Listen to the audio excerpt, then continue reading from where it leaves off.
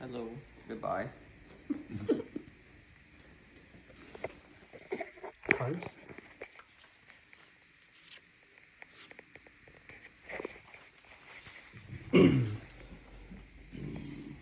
There is a language that is sung by small feathered creatures that is as complex as any other language spoken by humans.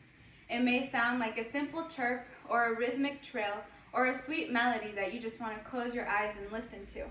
But this sweet melody is more than just something nice to listen to. It is filled with meaning and complexity. Songbirds communicate through complex and fascinating vocalizations, some that we're just beginning to understand. I've always been fascinated by songbirds, and I've spent hours researching and listening to their calls and looking at the science behind how they produce the sound. So with the time that I have with you today, I'm going to be discussing 3 points. 1, the purpose of songbird song and its role in communication. 2, the science behind how they produce this sound. And 3, the diversity of songbirds around the world. Songbird song serves 2 main purposes. The How and Why Birds Sing article by Maya Thompson and Annalise Moskland describes that just as humans, how we use song to show off and impress, so do birds. Male birds produce elaborate songs to be able to woo potential mates in the female, to be able to show off their fitness and strength. But besides being a way to flirt, songbird songs also signal as a way for territorial defense and to signal the presence of a bird in the territory.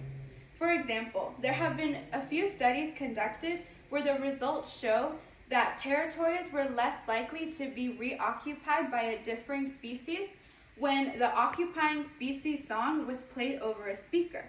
So this shows how important the role of singing is to territorial defense.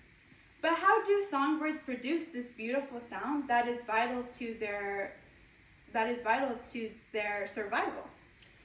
We see here in the next slide that songbirds have a unique voice box. It's called the syrinx. Many species have this voice box. It is a 2-sided vocal organ. We have it too.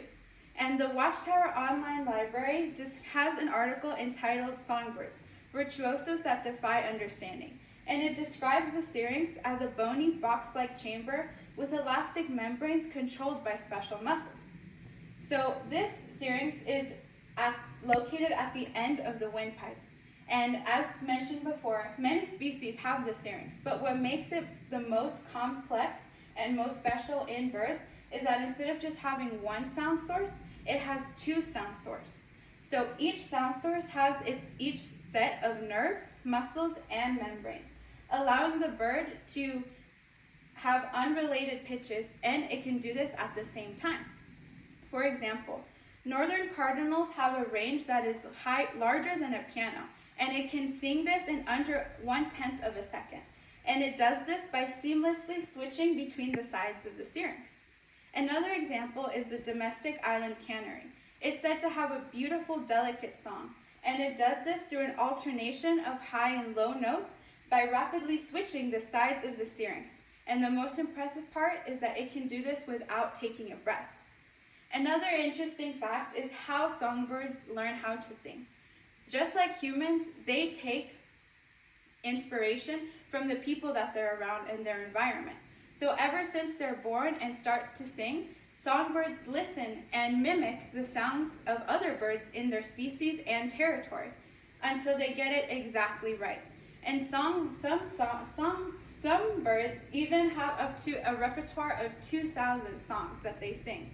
And they even like to be DJs, doing remixes between the sounds, creating their own original songs. This takes us to our 3rd point of today, the diversity of songbirds across the world. We can see here that birds have distinct and unique vocalizations. The nightingale, for example, has complex and beautiful melodies. The lyrebird mimics not only other bird sounds, but also human sounds like camera shutters, chainsaws, and sometimes even ambulances. The white-throated sparrow has a specific musical pattern that has been described as whistling poetry. And not only that, but birds also develop unique dialects. And just like humans, it helps birds to differ between local members or strangers. So in conclusion today, we've discussed 3 points about songbirds.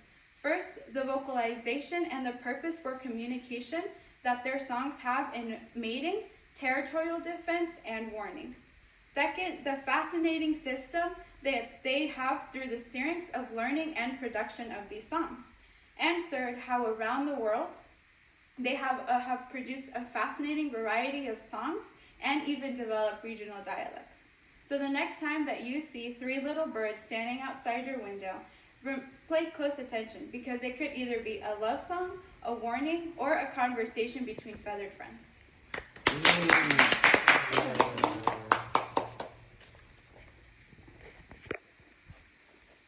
Say hi. Hi.